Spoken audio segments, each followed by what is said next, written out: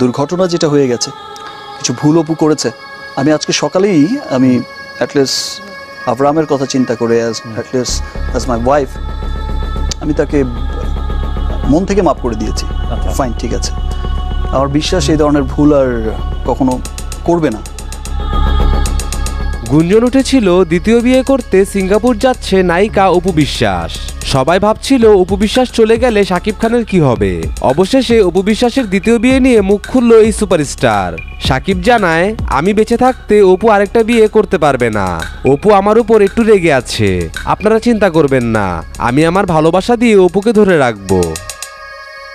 যে আমি কখনো এইভাবে চাইনি। টোটাল বিষয়টাই তো অনেক সুন্দরভাবে প্রেজেন্ট করার কথা ছিল, অনেক সুন্দরভাবে আসা উচিত ছিল, অনেক সুন্দরভাবে আসতে পারত।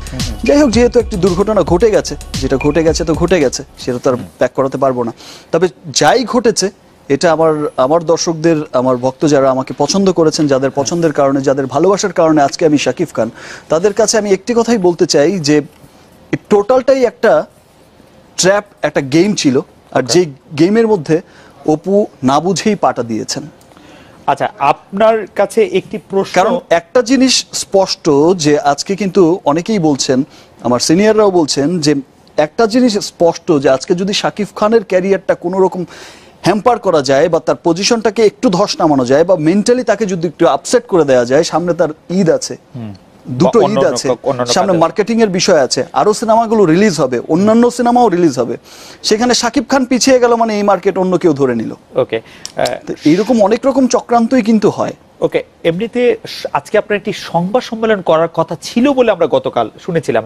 আপনি কি একটি সংবাদ সম্মেলনের কথা ভাবছিলেন? আজকে কি সকালবেলা এটি বাতিল করলেন? এটাও একটা অপপ্রচার, এবং এই অপপ্রচারটাও কিন্তু করেছে হচ্ছে যারা পুরো গেমটা সাজিয়েছে।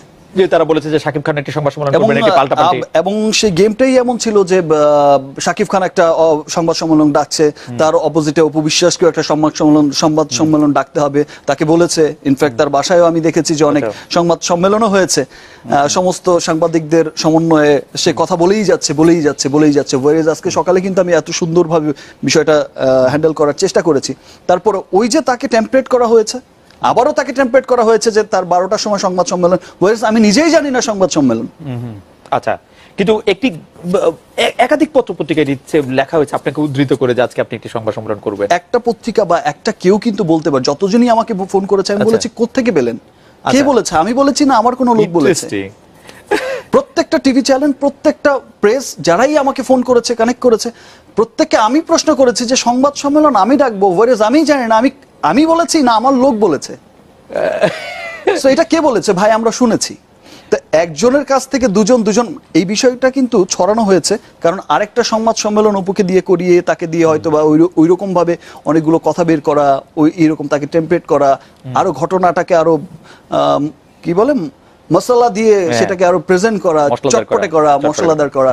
তো এটাই ছিল। আচ্ছা, আরো দুটি বিষয় একটু জানতে চাই, একটু পুরনো কথা, যে আমরা শুনেছি যে যখন আপনার ছেলে এই দুনিয়াতে আসলো তখন আপনি সবাইকে মিষ্টি খাইয়েছেন এফডিসিতে, এই ঘটনাটি কি রিউমার? মিষ্টি খাইয়েছি আমি। মিষ্টি অবশ্য আপনি নানা কারণেই খাওয়াতে পারেন, কিন্তু ছেলের জন্মের জন্য কোনো মিষ্টি? রাইট, আমি খাইয়েছি, আমি মিষ্টি খাইয়েছি। এবং সাংবাদিকরা জানতেন অনেকে বিষয়টি ব্যক্তিগতভাবে? অনেকে হয়তো আজ করেছে। আচ্ছা, অনেকে বিষয়টা হয়তো, অনেকেই যারা আমার অনেক ক্লোজ ছিলেন, কাছের ছিলেন, অনেকেই হয়তো আজ করেছে, অনেক করে